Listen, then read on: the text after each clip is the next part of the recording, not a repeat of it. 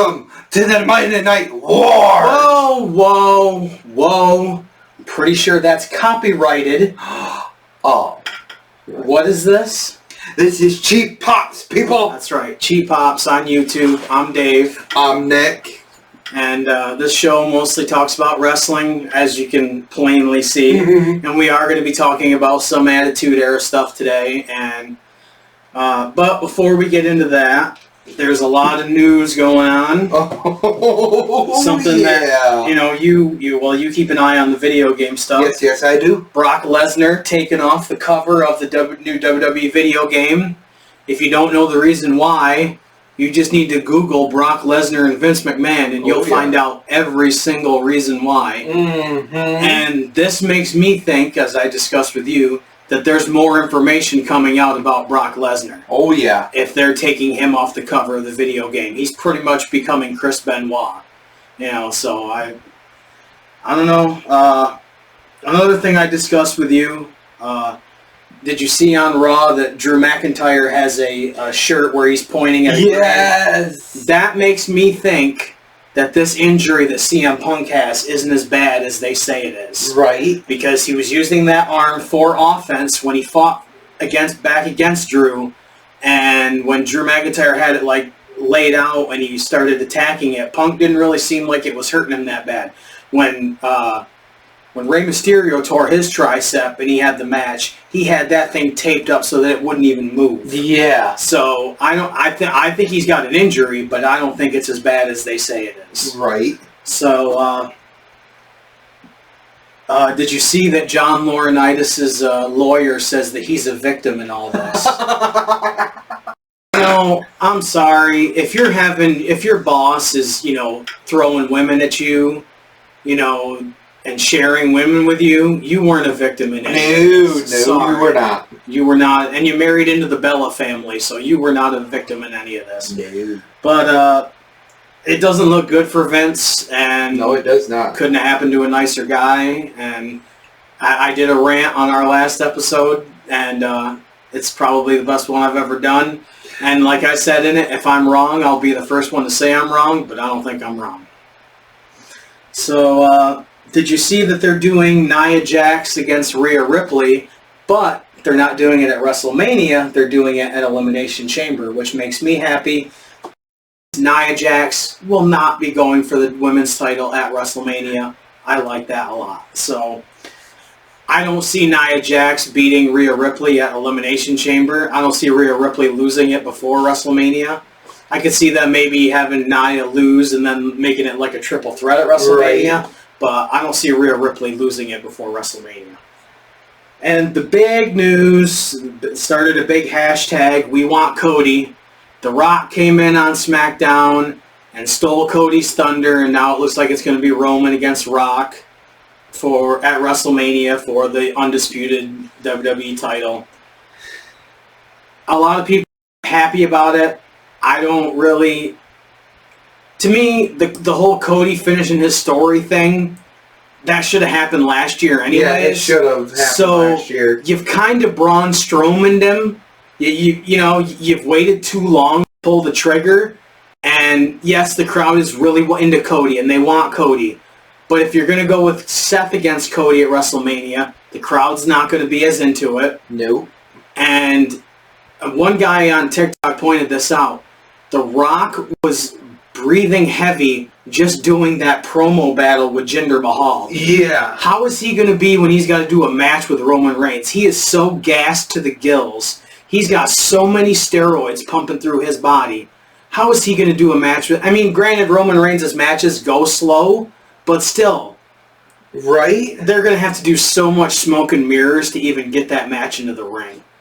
But, we've got a full, month and a half before... he even gets to WrestleMania. Actually, It's almost 2 months. So, who knows what could happen by then, but, it's interesting. There's so many places they can go. There's so many people in the title picture, so, it's interesting, but I don't...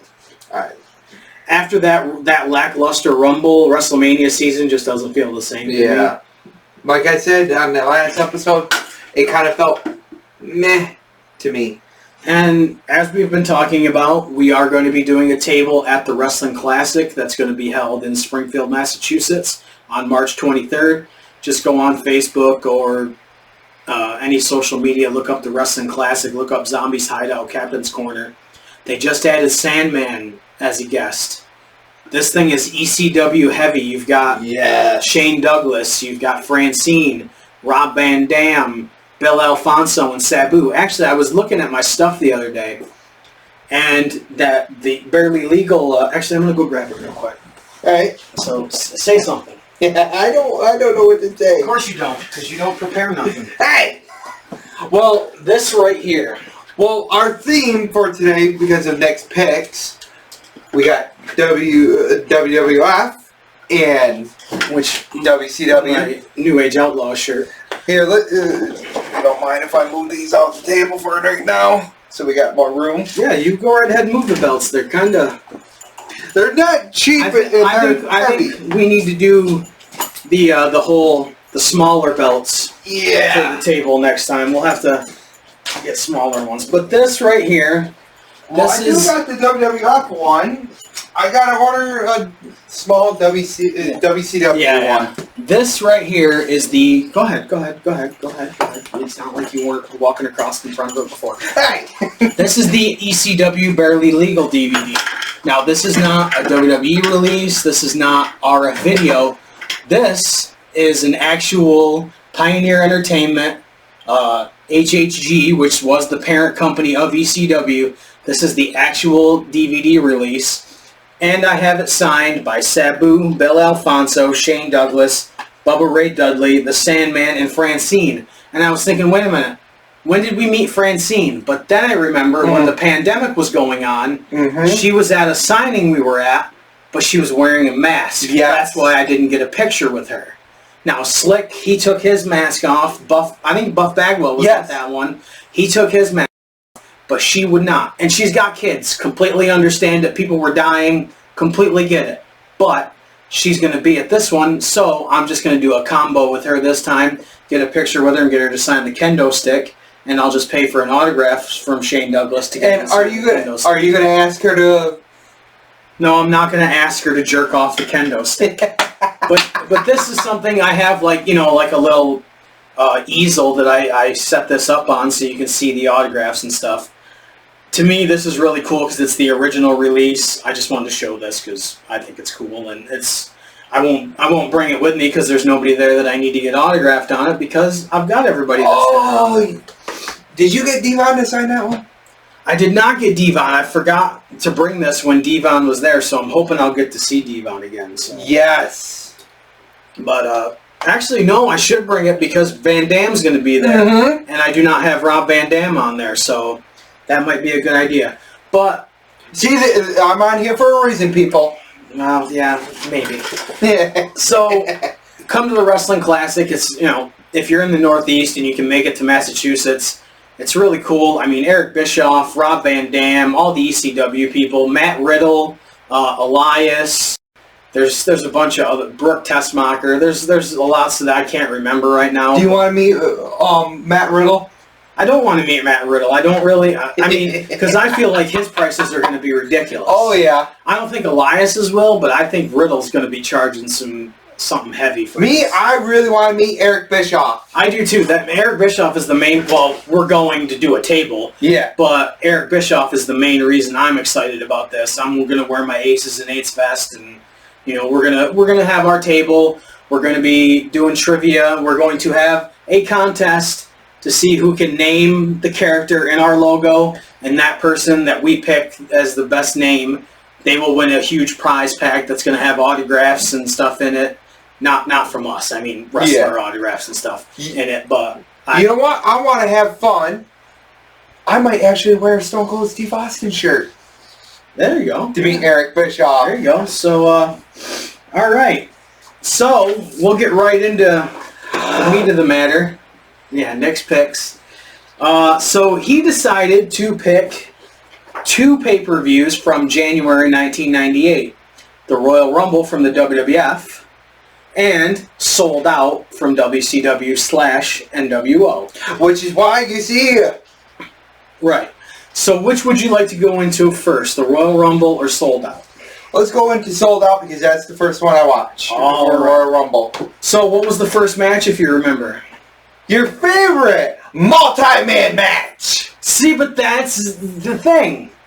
This was kind good. of multi-match was back when it wasn't commonplace, and the luchadors back then Knew how to do it. and the commentary makes a difference as well. Yes. When Dusty Rhodes is doing funny commentary and Mike Tenay's doing it serious, and then Bobby Heenan is doing funny stuff at the same time. Dusty Rhodes is doing ironically funny. He's not doing it on purpose. Well, he is doing it on purpose, but he acts like he's not doing it on purpose. These multi-man matches, I don't care if they're... The ones in AEW are starting to get old to me. That's all I'm saying. Juventud Guerrera, Super Callo, Liz Mark Jr., and Chavo Guerrero Jr. against La Parka, Silver King, El Dandy, and Psychosis. It's Lucha Rules, which means if somebody goes on the outside, they don't have to tag. Somebody can just come in. Which... That's the way to do it. Well, on those kind of matches, I think, yes, because there's so many, and the luchadors are just kind of digging dives and all that stuff, so that I understand. Dusty, Tony, Schiavone, and Bobby Heenan on commentary. Tony, I just want to say, one of these things is not like the other. Yeah. So what were Tony Schiavone and Bobby Heenan wearing? WCW. No, they were wearing tuxedos. Yes. What was Dusty Rhodes wearing? Denim. A Canadian tuxedo.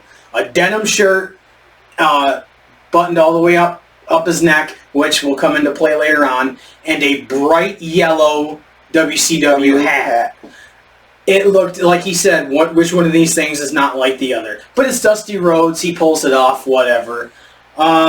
And well, like I said, it plays in a factor later on. And of course Mike Tenay joined them for this match, as he usually did for most of the luchador matches. And like I was saying in the car, I love hearing Mike Tenay go in depth about the luchadors. Yes, because he knows what he's talking about, and Bobby Heenan kind of likes to needle him, and well, I don't understand the stuff with the mask and all that stuff. Especially with Rey Mysterio. And stuff later. But great commentary. There's not really much. I mean, lots of dives, lots of Hurricane Ranas, stuff like that. Speaking of Rey Mysterio, Ray without the mask. Yes, we have Bash at the Beach 1999 with the No Limit Soldiers playing behind the hard camera and the Rap is Crap stuff. Yep, your favorite thing. Right. So, I mean, there's not much to talk about in this match. It's a lot of dives and stuff. Chavo Guerrero gets the pinfall. But after the match, La Parka hits everybody with a steel chair, including his own partners, and then sets up the chair, stands on the chair, and does his dance on the chair. Good stuff. I mean, great way to end the match. He is my absolute favorite luchador. One thing I thought was really weird, and I don't know if you remember this, right after this match, they played like a little promo video, and Tony Schiavone voiced over it, for the WCW NWO Boston Brawl, which was an internet exclusive pay-per-listen for $7.95, where you would listen to the commentary, but you couldn't see the show. Yeah.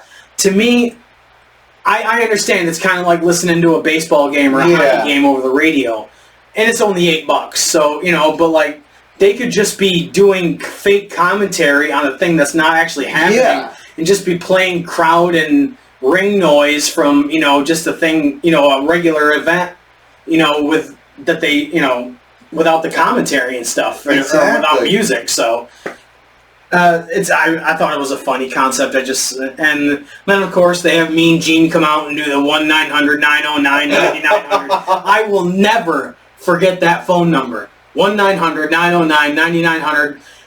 Kids, get your parents' permission before calling, but call the hotline right now. I'll never forget that. Mean Gene made money off of that, and he sold that like crazy. And it's a catchy phone number. It's easy to remember, so it was perfect.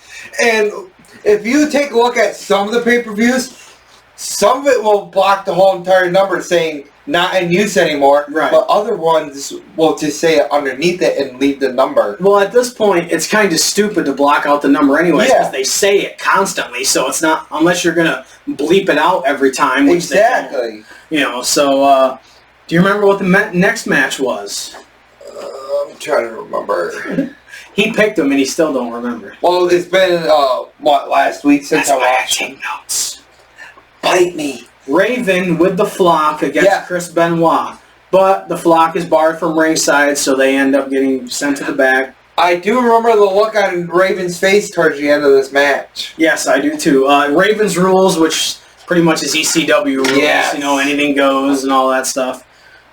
Benoit did a sick swan dive headbutt onto the steel chair onto Raven's head, which, with the way Benoit ended up with CTE, you can kind of see, because he did it more than once in that year. Yeah. And in 99, because I've been watching the 99 pay-per-views, and he did that a lot, where he'd do the diving headbutt onto a chair. Right, and take a look back, you know, in his WWE run, especially that TLC match, where he wound up, where his spinal column wound up fragmenting. Well, unlike the ladder match that he had with Chris Jericho at Royal Rumble in 2001, he did a dive and Jericho just swung the chair right at his head, and he just swan dived right into it. So, I mean, I can see why the guy had brain trauma. Yes. But in the end, a crossface by Benoit on Raven, and Raven laughs and passes out due to the pain. The Flock come out and attack Benoit, and Dean Malenko comes out and saves Benoit. I think this was leading up to the new Four Horsemen with Dean Malenko, if I remember correctly. He had in '98 when Flair came back, they kind of started the Four Horsemen again. But it was the next match. Very early heel Chris Jericho for the Cruiserweight title. Chris Jericho against Rey Mysterio. Rey Mysterio comes out with a knee brace already on, and this was a very slow-paced match because he had already torn his MCL and all that stuff, so he was just doing this match to get through it to lose the belt. But great heel Chris Jericho, just great stuff. This match was really good, considering Rey Mysterio was hurt. Yeah. I would say that the one they had like 5 months later at Bash at the Beach was 10 times better because it was healthier. But this was good as well for what they could do. I thought it was really good. And he played it up really good. Oh, yeah. And Jericho was a pro. He's not so much a pro now, but he was a pro back then. And at the end of the match, Mysterio goes for a Hurricane Rana off the top. Or I think he went off the second rope. Yep, it was right off the ropes, and then he caught him in a lion tamer, and Mysterio tapped out immediately, which I can understand. You don't want any more damage done to your knee. So immediate tap out. Jericho's the new champ, and then the crowd starts booing him. He gets on the microphone, "Don't you boo me!" And as soon as they boo him, he starts attacking Mysterio again, and uses an equipment case and he slams it against the knee. "I'll give you something to boo for." Yeah. So, and then, we'll talk about the next night because I have notes about the Raw and the Nitro from the days afterwards. But after the match, Mean Gene and J.J. Dillon come out with the WCW title belt, and they call out Roddy Piper, who was kind of acting as a commissioner at one point, and he calls out Sting, Scott Hall, and Hulk Hogan. And what are you doing? Well, Ultimo Dragon's not even on this. Whatever. But he was for the next night. A few months before that, Scott Hall had won the World War III match, so he was supposed to be #1 contender.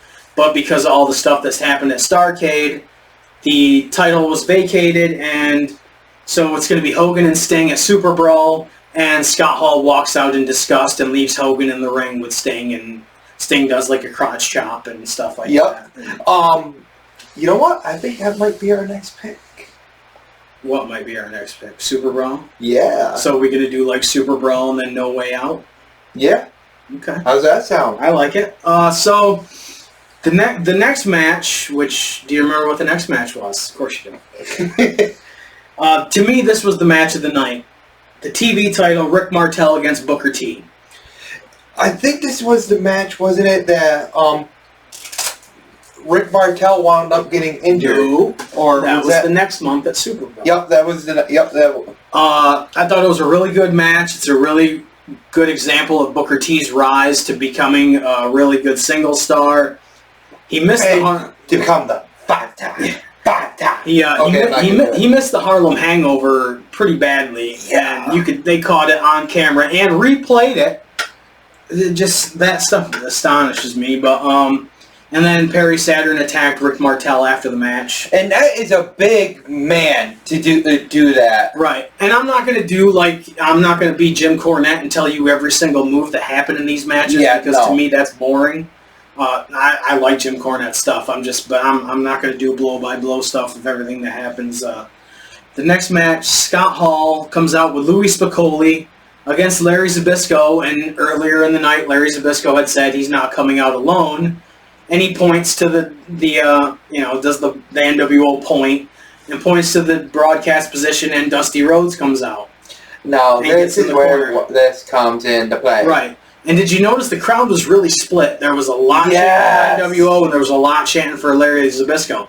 A lot of people sleep on Zbyszko. Zbyszko was very popular in WCW when he had the feud with William Regal in like 93 and 94. And then when he started feuding with Scott Hall in the NWO, he was really, really popular.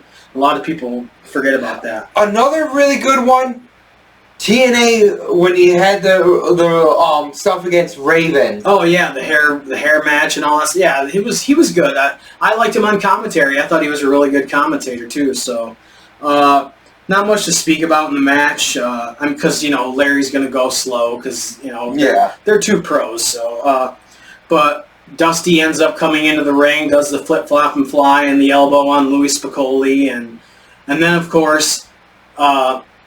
Larry Zbyszko is holding Scott Hall from behind. Dusty goes for the elbow and hits Larry. And it looks like it's an accident. But then, of course, Dusty Rhodes takes off the shirt, and underneath is an NWO shirt, and he drops, his big elbow on Larry. And I think Larry won by... No, I think he'd already won the match. Disqualification. Disqualification because of Spicolli, that's right. But... and then Shivani's like all distraught and stuff because he's good friends with Dusty Rhodes, and the same way they reacted anytime somebody turned to the NWO. Not saying it's a bad thing, but it's just it became what they did. So, but if you listen to what Dusty was talking about, this actually gave him a resurgence into his own career. Yeah, it didn't last long, right? And it got him off of commentary too. So, and that moved Mike Tenay into a regular spot on commentary. So, nothing wrong with that. No, but you still like the Halloween Havoc? He wowed him. Oh, dude, I love Dusty Rhodes on commentary. Is classic. The next match, the NWO B team of Conan, Scott Norton, and Buff Bagwell with Vincent. And now every time somebody says Conan, all I can hear in my head is Don Callis from the AAA thing going, Conan! When Don Callis was getting, attacked and, trying to get Conan's attention. Conan! That's all I can hear now. Against the Steiners and Ray Traylor. If you don't know who Ray Traylor is, the big boss man. And this is just before he left to go to WWF. A few months, Yep. He was in WCW a little bit while longer, but in the summer of '98 he went back to the WWF. So they're showing signs of Scott Steiner, turning, and all that stuff, and he hits the Steiner screwdriver to get the win. I think he might have hit it on Conan. Yeah, because he didn't do it on Buffer. Yeah, he did it on Conan. The next match, Kevin Nash, who came out with Hulk Hogan and Eric Bischoff against the Giant. I would say, if you're going to watch anything off of this pay-per-view, aside from the Rick Martel Booker T match, which I think was the best one, this match was gnarly. Yes. It's a big man match. I think it was a good big man match. This was one of the better big man matches. Because Nash knows what he's doing, and he could lead the Giant. And the Giant had 2 years' experience at this point, so... not like Mongo McMichael having 2 years of experience. Yeah. Giant actually got some experience and learned, but Hogan ended up hitting the Giant with a chair. Nash threw coffee in the face of the Giant and burned him. And then goes for the jackknife powerbomb. And I think because he was so wet from the coffee, Yeah, he lost his grip, and Giant went straight down on the back of his head and neck, which looked bad. But then when you watch the replays, you can see that he landed more on his shoulders than which he did is on a his good neck. thing. It is a really good But thing. if you watch Hulk Hogan's reaction on the outside, Hogan turns his head like, Jesus. Yeah, and you know, and Nash tried to help. I mean, once he lost his grip, he tried to, you know, get under him, but he really couldn't at that point. That's 500 pounds of meat coming down. You know, it's kind of hard for you to stop that. But Nash ended up winning, and they carted, you know, the Giant out. They put a neck brace on him and stuff, and then of course we're going to talk about that on Nitro. That becomes part of the show. So yep, and that becomes part of the storyline. Now, to me, this was a great match. It's not my match of the night. Bret Hart against Ric Flair.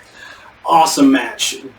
But the one thing I found funny was if you watch Hulk Hogan after he hits the jackknife powerbomb, he goes, I taught him that move. Oh, yeah. Hogan was great as Hollywood Hogan. He really was. He took all the tricks that he learned from the heels that he had been in the ring with and just used them to perfection. Yes. So, but Bret Hart versus Ric Flair, horrible music for Bret Hart.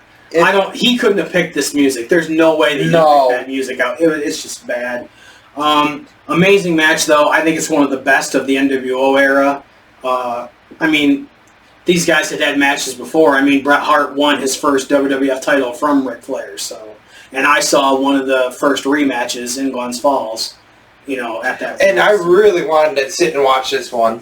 It was really, really good. And Flair submitted to the sharpshooter, which is actually pretty crazy. And the main event, the Macho Man with Elizabeth against Lex Luger. I mean, it's Macho Man and Luger. There's not really, but Hogan and Hall came out at one point with a chair looking like he was going to interfere. And Hogan stopped him, and they're arguing on the outside. Meanwhile, Luger's got Macho Man in the torture rack, and Macho Man, well, he didn't tap out, but he gave up. And then the NWO attacked Luger, and Sting came out, and Luger racked Nash. Hogan was overselling Sting's punches like crazy, like doing the spins, like Kurt Hennig would do, but not as graceful at all.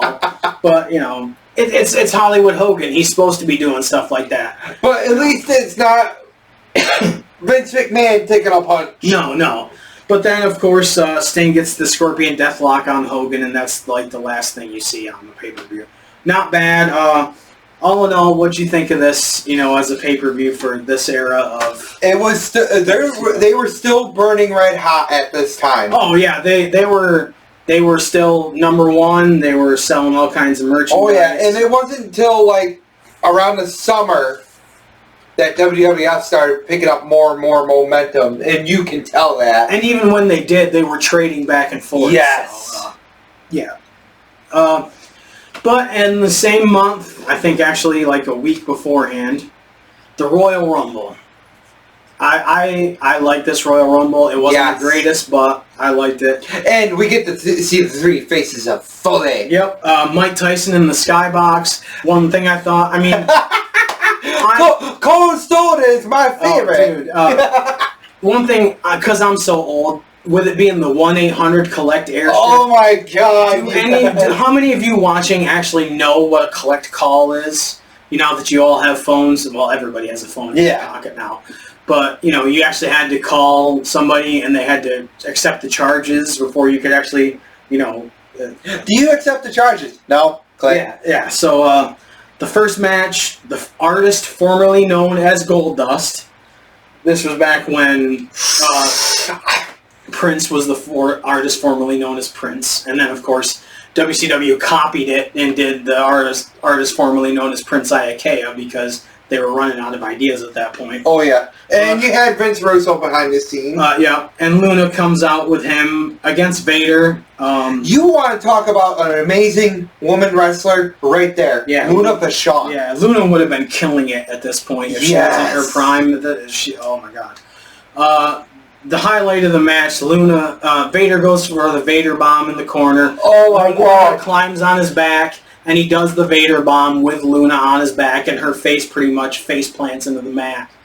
I think she mostly hit one of the turnbuckles. She came close. Vader wins. It wasn't... Goldust was... He was getting heavy at this point, and I think he was drugged out at this point, and nothing. Hey, people have problems, and he's admitted that stuff and all that. But it was a good match, and Vader was really over at this point. They really dropped the ball on Vader. Well, Shawn had a little something to do with that. Yes, he did. Yes, and that was and Shawn's a different guy now. So. Yep. Sonny comes out as a special referee for a Mexican Minis match.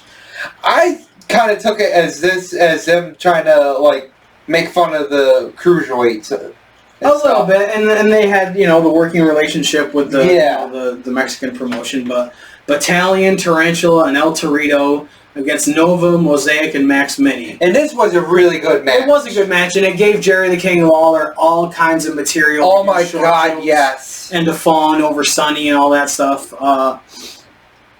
Max Mini got the pin. There's really not much. And Sonny was wearing Shawn Michaels' banana smuggling shorts. So that's all I could think of because they're the exact same things, the biker shorts. And this was back when Sonny was really good looking and not killing people with vehicular manslaughter. And not a train wreck. Yeah. The next match, The Rock against Ken Shamrock for the Intercontinental title. I don't think The Rock has had a lot of good matches. No.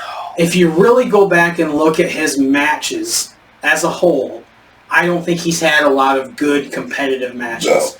No. But these series of matches that he has with Ken Shamrock, I think are exceptions to the rule. I think they were really good, and a lot of that has to do with Shamrock, too. Because a lot of people don't know, Shamrock was a pro wrestler way before he was in MMA. Shamrock was a pro wrestler in the late 80s. And I've shared some of those matches. Yeah, so the Nation of Domination interfered. D'Lo got caught in the ropes, hanging by his leg like out the ring. That looked painful. That looked really And this is before he did the chest protector. Yeah. The Rock hit Ken Shamrock with the brass knucks and then stuffed the knucks into Shamrock's tights and then did a pinfall and Shamrock kicked out. And then Shamrock did a suplex and belly to belly. Yeah, and then pinned The Rock.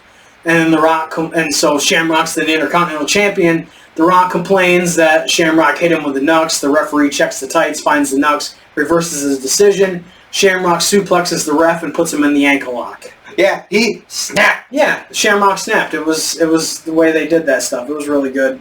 I really enjoyed this match, and like I said, there's not a lot to say about The Rock's matches, but I think this one was good. What he did was doing a lot of the stuff that Chris Jericho did to hold on to the Cruiserweight title. Yeah. Any kind of little loophole. Right. The next match for the tag titles, the Legion of Doom against the New Age Outlaws. To me, the whole highlight of this is the interview in the back when Hawk goes, "Well, you know something, Mikey Cole." That to me is the best part of the whole thing. Because he would always say Mikey Cole, and wow, Mikey Cole, just that, the Road Dogg handcuffed Hawk to the ring post, and they assaulted Animal with a chair, and so they got DQ'd for using the chair on Animal. LOD wins the match, but doesn't win the titles. Hawk breaks the handcuffs and saves Animal. From getting his hair cut more. Yeah, so, it was... And this is just before they brawled on TV with one another. Yeah. So, the Legion of Doom wasn't what they used to be. It was still entertaining. The New Age Outlaws were really good at this point. I'm wearing their shirt, so... and I got Sting. Right. So, that leads us to the Royal Rumble. Who are number 1 and number 2? Chainsaw Charlie and Cactus Jack. That's right. Chairs, garbage cans, headshots, really gnarly headshots. Yeah. Chainsaw Charlie got suplexed on 2 chairs that were open. Right? Yeah, it was pretty bad. But do you remember who entrance number 3 was? The Rock. And he gets a trash can. No, it was Tom Brady. Yes! Tom Brady got eliminated. He was the first one eliminated. Then The Rock came out. They put a trash can over his head and just beat him with the chair. And Mick Foley mentioned this, which I think makes a lot of sense. The ring awareness of The Rock, to be able to have that trash can over his head, over his arms, where he cannot see a damn thing, and he managed to fall between the top and the middle rope out to the ring floor and not hurt himself with that trash can over his head. The ring awareness of where you are to be able to do that, that's amazing. And you may be gassed up to the gills at this point and have no business in the ring at this point, but kudos to you for what you could do back in '98. I'm not going to go through the whole match, but at one point when Owen Hart was coming out, Jim Cornette and Jeff Jarrett attacked him in the aisleway, so it looked like Owen wasn't going to be in the match. Mankind came out, and so Foley comes out twice. And he eliminates Chainsaw Charlie immediately, which is just great. Triple H and Chyna come out, and they hit Owen Hart with a crutch and pull out Owen Hart. Are you kidding me? Owen was going to hit Chyna with the crutch. Yeah. King with his great heel stuff. Yeah. When Phineas Godwin got eliminated, his legs just hit Jack Doan right in the head and knocked him clean, smack dab out. It was pretty bad, especially when they showed it on the replay. Oh, yeah. That reminds me of, I've talked about it on this show before, when I went to a Northeast Wrestling show and George the Animal Steel was on the outside of the ring, and Matt Taven went up to the top rope to do a moonsault to the floor and didn't realize where George the Animal Steel was and landed basically right on George the Animal Steel's head on the moonsault. It looked like he killed him, but he didn't. George the Animal Steel was fine, but it looked just as gnarly as this one. Austin comes out through the crowd because when his music hits, the entire field is looking, to the entranceway, expecting him to come in. Because he, leading up to this, said he has a bullseye on him. And he had stunned a bunch of people in the backstage area and in the ring and stuff, so he immediately eliminates Mark Merrow and 8-Ball. The Boricuas came out and attacked Austin. Savio Vega was the only one that was supposed to be in the match, and Austin tried to go for a stunner on him right away, and Savio blocked it and stuff, which Savio and him had some good matches back in '96. So yes, they did. And I think Savio is one of the few MVPs of that era of the WWF from like 95 till not the beginning of 99. Savio was really a solid guy, and I met him and Bart Gunn at one point in '96, and then I met him again in like 2013, so he's a real nice guy. It's kind of hard to understand him. He has that thick Puerto Rican accent, but he's a really nice guy. And where I'm at right now is Edge has already debuted and everything. Mm-hmm. His auspicious debut. Yeah, because he knocked out Miguel. Speaking of like a leg hitting somebody right in the head. Yeah, right there. Yep. I like that at this point all 5 members of the Nation are in the ring at one point, and Farouk just attacks every single one of them, especially The Rock. I thought that was pretty cool. Number 28. Who's number 28? Dude Love. That's right, Dude Love. And so Mick Foley, he's pitching a triple header. And one thing that made me laugh so hard. Do you remember when The Rock threw Stone Cold through the second rope? Yeah. And he's on the outside, and King's like, "Oh, Austin's eliminated," and they go for the replay, and King or JR goes, "You're lying again. He didn't go over the top," and King goes, "Huh?" and JR goes, "Huh? So you're lying again." So I thought that was funny. You're lying, guys. You're lying again. He didn't go over the top, huh? just good stuff. And at one point when the Honky Tonk Man was in, he's like, "Oh, my cousin, the Honky Tonk Man. I mean, the Honky Tonk Man's going to get eliminated," because actually the King and the Honky Tonk Man are actually cousins in real life. So I thought that was pretty funny, a little Freudian slip there by the King. So, the final 4 in the match are Dude Love, Farouk, The Rock, and Stone Cold Steve Austin. The final 2 are Austin and The Rock. Stunner, and then The Rock gets thrown over the top rope. Stone Cold Steve Austin wins. And then they go to the skybox where Michael Cole interviews Mike Tyson, and Tyson says, "Cold Stone is my man." Well, what made me laugh more was Cole asks him about the upcoming championship match, And Mike Tyson calls HBK a young, up-and-coming, hungry tiger. Oh my God! Shawn Michaels had been wrestling for 10 years, or over, like 14 years at that point.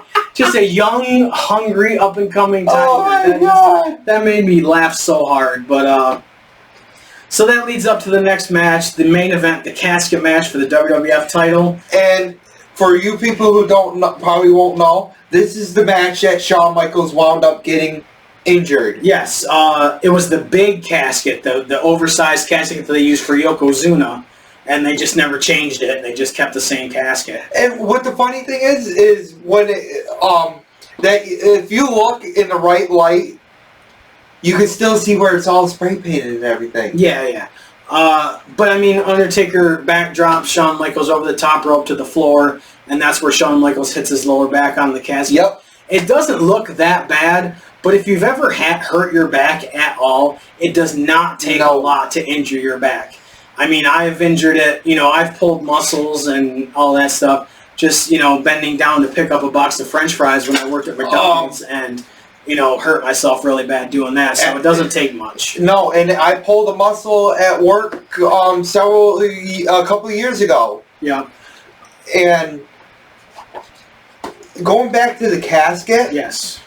Remember when they're doing a lot of casket matches with the Undertaker, and they had his face painted on the casket and his glove and everything. Yeah. That was the casket right there. Yeah, that they used. Yeah, and DX painted over it. And then painted it black for the. And not only did DX paint over that, but when he was doing the feud with Mabel. Yeah, they did too. They painted another mission on it too. So yeah, I think this is one of the classics. Just like every match they've had to me has been a classic. I mean, the first match they had at Ground Zero, where Undertaker just presses the referee and tosses him. And that, and Shawn Michaels is acting all scared and wanting to get Undertaker disqualified. I think that's a classic, and then that leads into Bad Blood, the first Hell in a Cell. Yeah, that was a really good one. And then, of course, the casket match, and then the matches they had in 2009 and 2010 leading up to Shawn Michaels' retirement. Classics. So, Shawn Michaels does an elbow drop into the casket on The Undertaker. They're fighting in the casket. I love the camera angle of when Undertaker is pulling Shawn Michaels, dragging him in, and Shawn Michaels is, has got the look on his, the fear look on his face, like he's clawing to not be buried alive, My favorite is when he stays over the casket and does... Yeah, and then the Undertaker just grabs his crotch, and that's good stuff. Of course, at the end of the match, the Undertaker tombstones Shawn Michaels into the casket. He goes to close the lid, but the New Age Outlaws and Los Barricos attack, just like the heels attacked in 1994, to help Yokozuna win. It's but it works. And Kane's music hits. Kane comes out and clears the ring. Looks like he's helping his brother. Does the whole, the thing where he's going to do the pyro. The pyro doesn't go off. Punches the Undertaker in the face. Choke slams him into the casket. And Paul Bearer's there. They lock it. They push it into the entranceway where if you pay attention, you can clearly see that there's flame retardant carpet on the floor. And he uses an axe to, knock some holes into it. Pours gas on it and lights it on fire. And where else have we seen this happen before? After? Huh? What other pay-per-view has this happened? Where he sets the casket on fire? I don't know. Not Kane. I don't remember. It's Randy Orton. Oh, yeah. Yeah, back when they went back to that. Yeah, I forgot about that one. That's kind of a forgotten feud for me, but yeah. But the funny thing is, Kane didn't almost set himself on fire like Randy did. No, that's true. No. He was far enough away from it. Yes. But the one thing I found funny is after the casket gets set on fire, you can actually see where the old hand was painted on. Yeah, it had burned off the top layer of paint, yeah. So I wanted to tell how many people in this event that I have personally met. And it's a long list. And I'm not talking about just wrestlers that wrestled. I'm talking about everybody that I saw in camera view on this pay-per-view. Howard Finkel, The King, JR, Tito Santana, Raymond Rougeau, Sonny, Ken Shamrock, Vader, Luna, Goldust, Animal, Road Dogg, Billy Gunn, Cactus Jack, Chainsaw Charlie, Tom Brandi when he's the Patriot, because he bought the Patriot gimmick. So I've met Tom Brandi. Bradshaw, Jim Cornette, Jeff Jarrett, D'Lo Brown, Mark Merrow, who you've met as well. Mm-hmm. The Honky Tonk Man, Mark Henry, Savio Vega, Farouk, Shawn Michaels, Kane, and Paul Bearer. So that's 1, 2, 3, 4, 5, 6, 7, 8, 9, 10, 11, 12, 13, 14, 15, 16, 17, 18, 19, 20, 21, 22, 23, 24, 25, 26, 27, 28, 29 people out of this event. Almost the amount of people that would be in the Royal Rumble match itself I met on that paper. Me, let's see. And you can attest to this. King. Yep. Shamrock. Yep.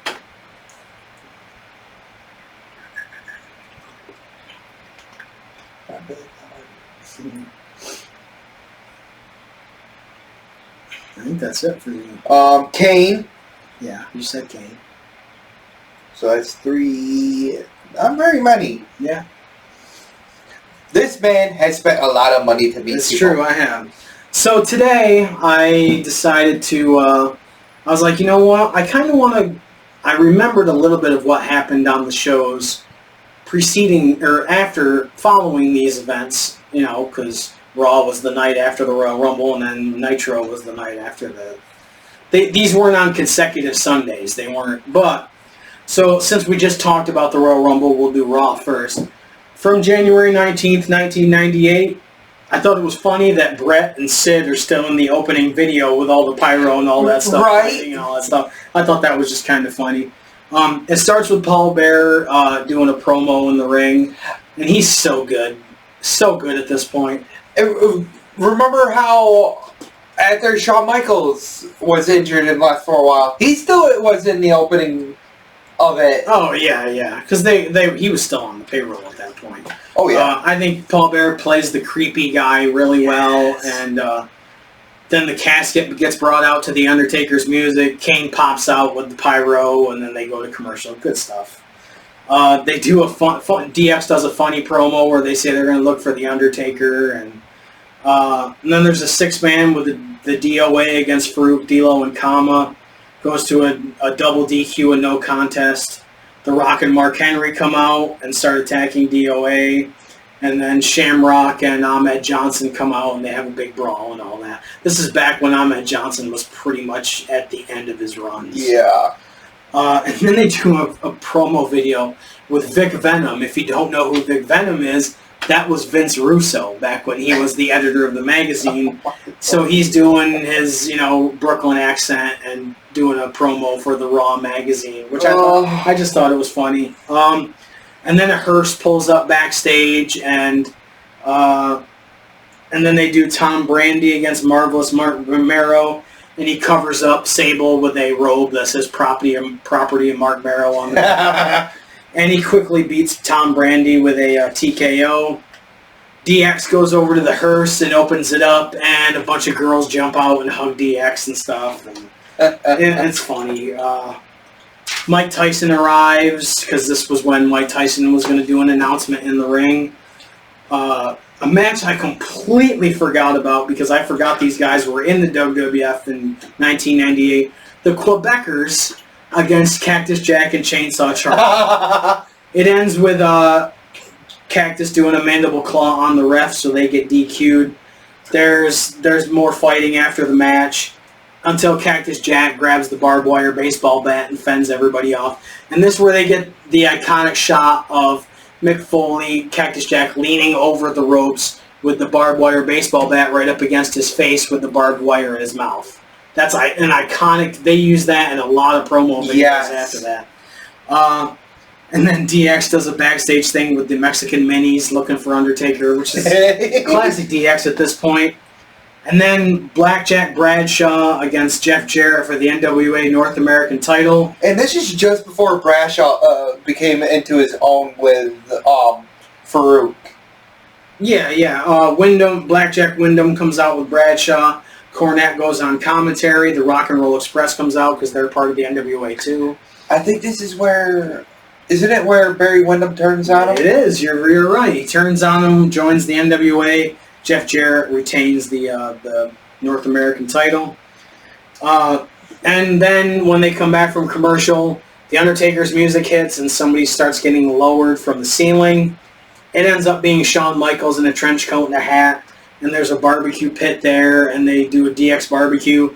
Triple H has a apron on that says "Suck the Cook," and they say they both have jumbo weenies, and China has a huge stick of salami. And they just make a bunch of sexual innuendos and stuff, and Triple H takes a shot at Ric Flair talking about Space Mountain and stuff like that. Woo! And then another random match that I completely forgot about. Taka Michinoku, Owen Hart, and the Headbangers against Los Boricuas. Talk about a random match. Yes. And the Honky Tonk Man is on commentary. Random. Can you get any more random than that? Wow. There was a lot of random stuff with Monday Night Raw. Nothing to write home about. Owen wins with the sharpshooter. And then they do Rock against Ahmed Johnson. And like I said, this was the end of Ahmed Johnson. He looked really, really bad in this match. But he came back in 99, I think it was, or towards the end of 99 with WCW. Yeah, with WCW. He looked really bad at that point, too. Mark Henry hit Ahmed Johnson with a chair. He almost missed, but he did end up hitting him. The Rock wins, and then Shamrock comes out, and, it's second time in the night. But I think I might want to talk about this pay-per-view, too. Okay, we can do that. Yep, Bash at the Beach 99 because of this match. Yeah, the hardcore Invitational's happening right now. Yes! The next match... Because this was one of the better matches on that card. It was. The New Age Outlaws against the Godwins for the tag titles. The New Age Outlaws came out in overalls, and Billy Gunn had a stuffed pig because, of course, the Godwins were hog farmers. And... the stuffed pig ended up having a brick in it because Billy Gunn used it as a weapon and used it to win the match. So they retained the titles. And then we get to what everybody was there for. Vince McMahon in his voice, the baddest man on the planet, calls out Mike Tyson. And, of course, Stone Cold interrupts. Yes! Says, you got your beady eyes locked on to the world's toughest son of a bitch. And he shoves Mike Tyson. And if you look real close... $100 bills come flying out of Mike Tyson's pockets, and his entourage are grabbing, all the money, picking it up and stuff. You can see it. And they made it look like Austin was beating up Tyson, but he wasn't. He was beating up one of Tyson's stooges, which was kind of funny. And McMahon starts kicking at Austin, saying, you ruined it. You ruined it. Great way to end the show. It really kicked off the road to WrestleMania for Austin. Really good stuff. And this is when they were starting a little bit to gain momentum. Right. So we'll go into the Nitro from the night after Sold Out. The opening match, El Dandy against the Ultimo Dragon. Raven's Flock is at ringside. The Ultimo Dragon wins with a Dragon Sleeper. I want to comment on this. El Dandy looks like Nacho Libre when he doesn't have a mask on. Yeah. I was never impressed with El Dandy, so But Mean Gene and the Nitro Girls are at a college, a frat house for a Nitro party.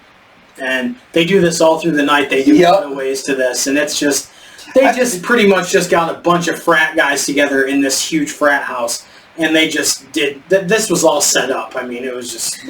This was back when people were legitimately sending in Nitro party tapes and stuff, but this one was totally set up. Oh yeah. The next match, Brad Armstrong against Goldberg. The crowd was just really starting to get into Goldberg at this point, and. I mean, this was really, really early in the Goldberg run, so it was a squash in like 2 minutes. Goldberg speared him and jackhammered him. And, This is just couple of weeks before the William Regal thing. Right, they were just starting to call him Goldberg exclusively. Like they were kind of, every once in a while they would say Bill Goldberg, but they were just now starting to call him Goldberg. So they just played multiple replays of the Giant getting dropped on his head. Oh yeah. And J.J. Dillon comes out and says he's going to outlaw the power bomb. Yep. Not just for Nash, for anybody, and says that there's going to be fines and they're going to be removed from the building. I think it was a $25,000 fine. Something like, they didn't announce that total, but that would be what it would become later on. The NWO B team, Conan comes out with Vincent against Jerry Flynn. If you're saying who, I forgot about Lightning Foot Jerry Flynn too. You know what? We have met Vincent before too. We have, yep, we did. Conan wins with a Tequila Sunrise. I mean, it's Conan against Jerry Flynn. Really, he wasn't NWO Wolfpack Conan at this point, so wins with the Tequila Sunrise. Mongo McMichael gets interviewed by Mike Tenay, and surprise, surprise, the British Bulldog makes his debut and challenges Mongo for later in the night. Buff Bagwell against Rick Steiner. Scott Steiner comes out and throws Vincent into the ring, and he runs into the referee, so Rick Steiner gets DQ'd and Scott Steiner flips out. You know, it's and then Nash and Bischoff come out. Nash has a cup of coffee in his hand, and they do a funny promo. And this is where I think this is the first time he calls himself Big Sexy, and he calls himself Big Sexy the Giant Killer. So that's good stuff. And then another, just a random well, this was the first 3-hour Raw episode of Nitro as well, so they had to fill time. Oh yeah. Wayne Bloom, formerly one of the Beverly Brothers, against Jim the Anvil Neidhart. The Anvil wins. What do you want me to say? It's Jim the Anvil Neidhart in 1998. Right, and Bloom. And they had no choice but to have that some of the Hart family left. Yeah. So, in my opinion, they waited way too long to pull the trigger and bring in Bret Hart in. Oh yeah, totally. Ray Traylor comes out, challenges Kevin Nash for later in the night. And then another luchador match, Chavo Guerrero against Psychosis. I've never been impressed with Chavo Guerrero through his entire career. Eddie was the star. Eddie was always going to be the star. I don't think Chavo was a good wrestler. Even the Kerwin White stuff wasn't entertaining. And as much as Rey Mysterio leached off of the Eddie Guerrero dying thing, so did Chavo Guerrero. They didn't need to do the Three Amigos. Ray didn't need to do it, and neither did Chavo. And Chavo he always used the Tornado DDT as his finisher. When Eddie dies, what does he do? He starts doing the Frog Splash as his finisher. He can complain about other people using his family stuff all he wants, but he did the same damn thing. And granted, he's part of the family, but he didn't need to do that, in my opinion, to get over. So, no. But Psychosis wins with a guillotine leg drop. My favorite stuff of with Chavo from WCW is when he had to be Eddie's lackey. Oh yeah, that was good. Oh yeah. The stuff with Pepe, like the wooden hobby horse, was pretty good. Smiley was funny too, but Chavo never resonated with me. In what may have been his last match before he passed away, Louis Spicoli against Juventud Guerrera. Scott Hall came out with Spicoli. During the match, Macho Man Randy Savage arrives in a rental car, runs to the ring, and pile drives Hoovy. So, Spicoli gets disqualified. Savage gets on the mic, says he doesn't want the NWO's help anymore. Hogan and the NWO come out. Savage, starts running down the NWO, looks right at Hogan and says, "And you make me sick." And just the look on Hogan's face was just tremendous. Hogan tells Savage he's on his own, and Savage just keeps talking as he's walking out of the ring. Great stuff. This was back before the Wolfpack formed and all that stuff, leading into that. This was a couple months before that. Great stuff. Savage just being a psycho and not trusting anybody. Great stuff. Talking about a good tag team right there. Yeah, the Jersey Triad. Yeah, Bam Bam, Diamond Dallas Page, and Canyon. They didn't have that last very long. No, it was a few months, but not that great. I think DDP was kind of frustrated at this point, after they been world champ and stuff. So They should have pulled the trigger on making DDP champion at Halloween Havoc 98. yeah, Because the Diamond Cutter was so over. yeah, we discussed. Yeah, I think that's true too. Raven against Mortis. Raven had the flock with him. Mortis had James Vandenberg. I think it was the best match so far. Raven's rules. Raven hits the even flow, and of course Chris Kanyon, who was on the screen that we're watching right now, Who better than Kanyon? was Mortis at that point, which I liked. Yes. We've talked about this before. The Glacier and Mortis and Wrath gimmicks would have worked in like 94, 95. Yes. But once the NWO came around, you couldn't do Mortal Kombat characters at that point. And then right after that... But I will say this, Kanyon did come into his own. He did. He certainly did. Wrath and James Vandenberg come out, and Wrath wrestles DDP, who was U.S. champion at that point. It was a struggle. Mortis tried to get involved, but Diamond Cutter in 1, 2, 3. So, Mike Tenay interviewed Bret Hart. The only thing I remember about this interview was Bret Hart said he wants the world title. I mean, this was literally like a month after he had come in, or a month and a half. So Yeah. they really didn't know what to do with him at this point. I mean, they had the match with him and Flair, but other than that, They did not know what to do no, at they didn't. all. Perry Saturn against Booker T for the TV title. I think Perry Saturn is such an underrated talent. Yes. If you go back to watching his stuff as the Eliminators in ECW, and like his stuff in WCW was really good as well. Especially his feud with Chris Jericho over wearing the dress and all that stuff was really good. I can't believe... Speaking of Perry Saturn... Will you stop paying attention to what's on there and pay attention to what we're doing? I don't do it so you can just comment on that all the time.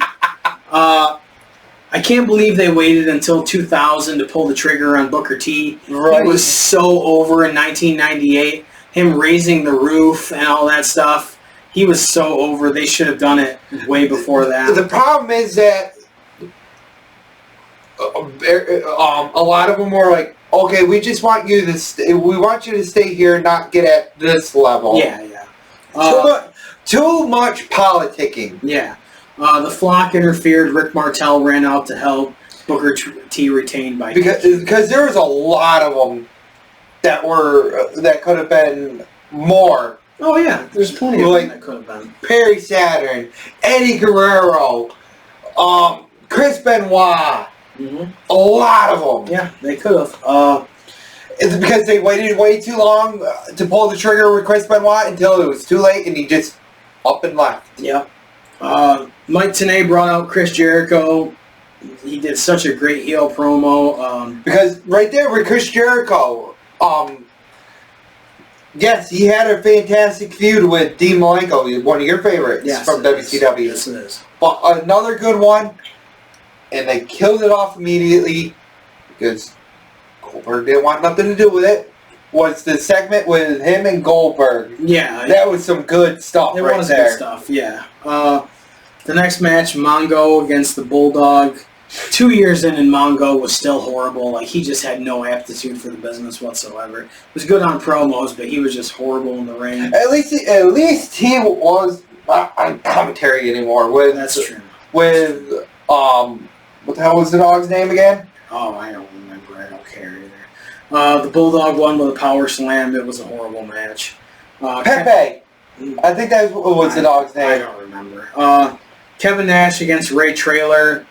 Nash immediately throws the coffee in Traylor's face, gives him a low blow, hits a power bomb, and Doug Dillinger handcuffs him, and the cops lead him out of the building. Good stuff, leading into a big, huge storyline at that point, where he pretty much was just power bombing the hell out of people, and Hogan was paying the fines. Yep. So great stuff. Scott Hall calls out Larry Zbyszko, and they act like they're going to fight, but they really don't. Larry goes back to doing commentary. Lex Luger against Scott Hall. Randy Anderson is the referee. This always bothered me. Randy Anderson wearing sweatpants. It was so unprofessional for a referee. And I get, yes, Slick Johnson wore, shorts, when he was the NWO referee. But he was the NWO referee. He was supposed to be a parody. He was supposed to be a heel. So him being the athletic dude wearing, shorts made sense. But Randy Anderson, a regular referee wearing sweatpants, just looked stupid. It looked really stupid, and it always bothered me. A really good heel NWO referee, Nick Patrick. Yeah, Nick Patrick was good. He was really good. Luger had Hall in the rack. Savage comes in with a chair and hits Luger because they had wrestled the night before, so they were still going with that feud. You can see Macho Man goes up, does the elbow drop, and then he goes back up to the corner again. You can see Sting's rope, come down and hit Savage in the head. So you knew, Sting's gonna, like 30 seconds before he actually repels, he's doing it because the rope hits Savage in the head, and then the crowd's looking up, and then they finally go to the camera shot, and Savage is on the turnbuckle for a good 30 seconds before Sting kicks him off by repelling down.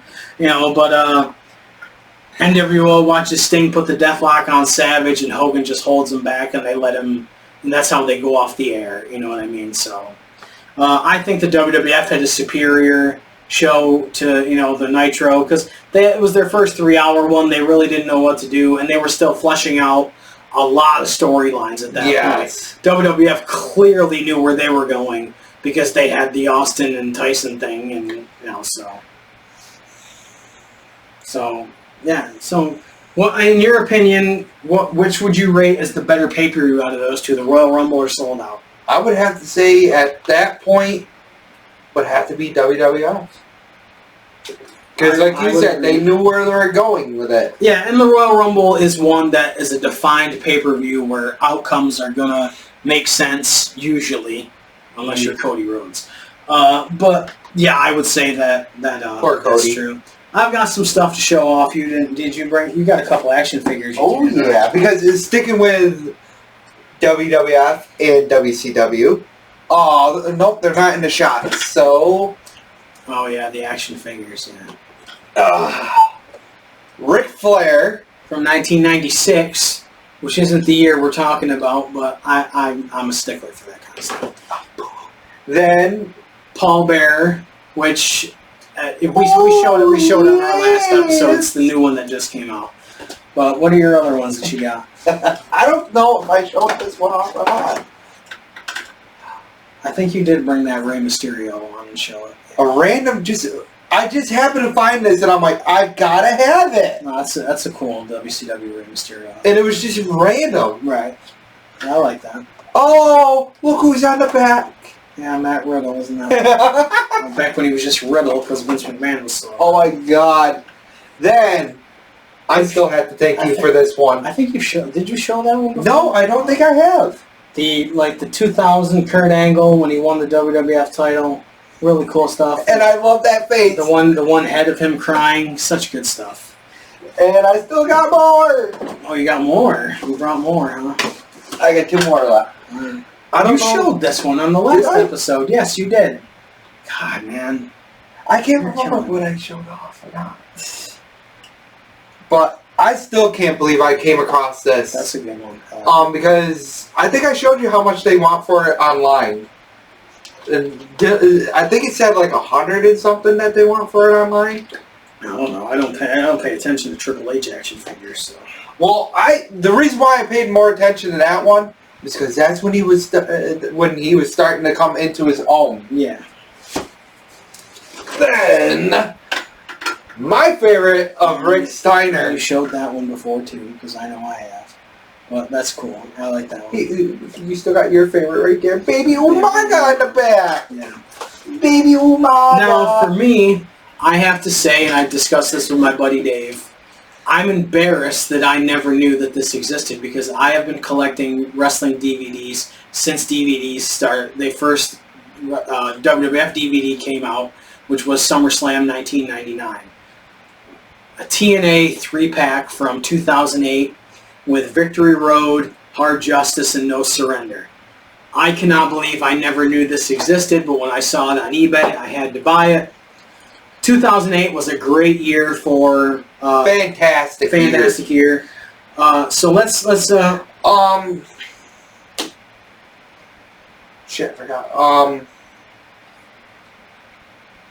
Oh, speaking of eBay, did we ever find out about the Nitro Bar and Grill menus? I have not seen any for sale. And I've been looking too, and I haven't seen any. So that makes me happy that I might have something that's not completely unique, but something that's not for sale anywhere. This I talked about on our last episode because I showed pictures that I've taken that I've got autographed. This I mentioned I couldn't find, but I think it's one of the best pictures that I've ever taken. This, I was front row for a World of Hurt show that Matt Hardy was at. He does the V1 sign with two local wrestlers, Shane Alden and Swinger Sadusky. And I actually had this printed up once and had all three of them sign it, but Matt Hardy signed it in black, and it looked horrible because the other two signed it in silver. So then I had it printed again, and I had all three of them sign it again. So I have to get this framed, but I think this is one of the best pictures I've ever taken. And this is a picture that I took in 1994. Bret Hart entering the ring at a Coliseum videotaping. I don't know if you can see it really well, but I had him sign it. He signed it with a gold marker. I was kind of hoping he would have done it with a pink one, but still, it's really cool that a picture that I took, he signed it. So. It would have been also cool if he did it in silver, too. Yeah. This takes a little bit of an explanation. Looks just like a cutout autograph of Christy Hemme, right? If you know what Christy Hemme's autograph is. It's not just a cutout. This was from a sign that I made for a TNA house show at the Glens Falls Civic Center, which was right around the time that these came out because this was the time of the Rock and Rave infection, which was Lance Rock, who was Lance Hoyt, who is Lance Archer in AEW now, and Jimmy Rave, who is no longer with us, unfortunately. Exactly.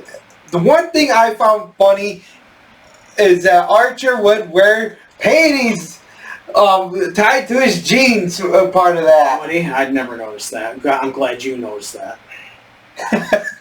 It's just funny that he would, because I'm like, what is that? But but they brought it up later on in a future segment where he tied a pair of panties to his pants. Well, good for him. Maybe he got laid that night. I don't know. And it was funny. But this was when they were the Rock and Rave infection, and Christy Hemme was their manager. And when they would come out, Lance Rock would say, all I want to know is who wants to get infected tonight. So I made a sign that says, I want to get infected by Christy Hemme. And she loved it. She pointed it out. She laughed. She chuckled. And she signed it after the show. And it got a little damaged. And so I just cut the autograph off of it. And I keep the autograph. And I've met her a couple of times. So I thought that was cool. This I bought. I bought a TNA autograph pack at one point from the TNA website back when it was Impact. The Fallen Angel, Christopher Daniels, one of the greatest X Division wrestlers and one of the most entertaining guys. If you want to watch Bad Influence, him and Frankie Kazarian, some of the funniest stuff ever. Great stuff, so I'm glad I have an autograph. And the stuff he did as Curry Man, classic. Classic. This I had signed. Oh, just before Lita she didn't break her neck. No, just before she got a knee injury. No, this isn't. That's not the same match. That's not the same match. No, this was like I want to say a couple weeks before it. No. It was New Year's Revolution 05. Well, this was a little bit before that. But they had a match on Raw, and Lita did a dive, and she landed really badly on her neck, but she didn't hurt her neck. Thank God. But I had Lita sign it first in 2012. And then when we met Trish Stratus, probably a couple of years ago now, because Bray Wyatt was still alive at that point. 2 years ago, yeah, I think it was. I had Trish sign it, so this is really cool. I have autographed trading cards of both of them. I am going to get it matted and framed at some point. I think it was 2 or 1 year ago. Yeah. But this I had signed at the same time. This is my favorite picture of Trish Stratus of all time with the mesh top and stuff, and looking tan as tan can be. And this is an official WWE print from 2003. I was so happy I got that signed. Going on of Trish Stratus and stuff, it looks like they might have her new, the new Trish Stratus, current Trish Stratus in the new wrestling game. Yeah. So that should be pretty cool. I'm really excited about casket match, special guest referee, and the ambulance match. Yep. This I got autographed at an autograph signing that Jake the Snake was at as well, which he flipped me off in the picture he took with me, which was kind of funny. But I got Maria to sign her copy of Playboy. I thought, I kind of want to get this framed, but I also don't want to bring it into a framing shop and be like, hey, frame my copy of Playboy. I might eventually at some point. This we talked about and showed on our last episode. Yes. We showed the full menu. This is the cover of the menu that I have signed. It is signed by Glacier, Scott Hall, where he signed Too Sweet, and he complimented me on my Dennis Rodman NWO shirt. He said, sweet Rodman shirt. That was the first thing he said to me, which makes me happy. And it has Scott Norton, who wrote NWO for Life, and Scott Steiner, and he wrote Big Papa Pump. This is what I am going to have Eric Bischoff sign in March. I cannot wait to get Eric Bischoff's signature on this, even though he probably probably none of these guys ever stepped foot in the Nitro Grill in Las Vegas. To me, this is, my parents got this for me. It is something that it'll be one of my favorite things in my collection. I can't wait to get it signed by Eric Bischoff. Like I said, we looked on eBay and I could not find one, and I even looked on other sites where you could buy stuff. I couldn't find one anywhere. So I don't really have anything else. I'm sure on our next episode we'll talk about Elimination Chamber. We're going to be doing a video game episode because he's going to be going on vacation. So we've done video game episodes before. We're going to be doing another one. And this one's going to be a special one. That's because you're here, so that's why. Yes! Yeah, you're no, special. You're the special ed of this show, that's for sure. Hey, I'm just a comic relief. I'm going to go to Hawaii, yay! You got mail, yay! Yeah, exactly. So, what do you have planned for the video game episode? What's your second favorite video game? My second favorite video game? Yep. Vice City? Yeah. What about it? That's going to be the whole entire theme. Oh, really? When were you going to tell me about this? I was dropping hints with the Hawaiian shirt.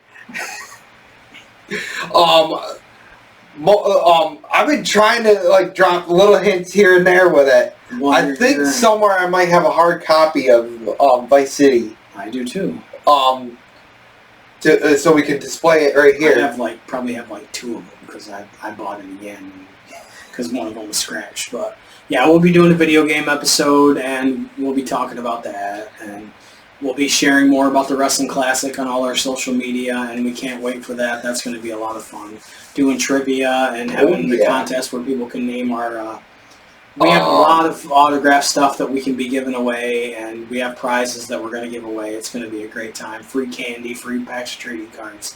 It's just going to be fun. And stickers! Stickers and all kinds of stuff. And we're going to have a surprise that we're going to order today that is going to be next to our table. Yes! It's nothing special. It's just something we think is cool. So it's not like we're going to be hiring somebody to stand next to our table or something. And we're going to have the contest to name our character. That's going to be a lot of fun. So go to Facebook, search Zombie Hideout or Captain's Corner, the Wrestling Classic 4. Show up, say hi to us, meet everybody that's going to be there. It's going to be a great time. You can tell us how you like us. You can tell us to go. Yeah, mainly him. Tell him that. At Cheap Pop Show on all social media. cheappops.redbubble.com for merchandise. Merchandising. cheappopshow.com, which is mainly just a kind of a gateway to our social media. Thanks for checking us out. Like, subscribe, leave a comment. We love to hear what people think about the show. Thanks for checking us out. I'm going to let you say it this time. Pop guys out.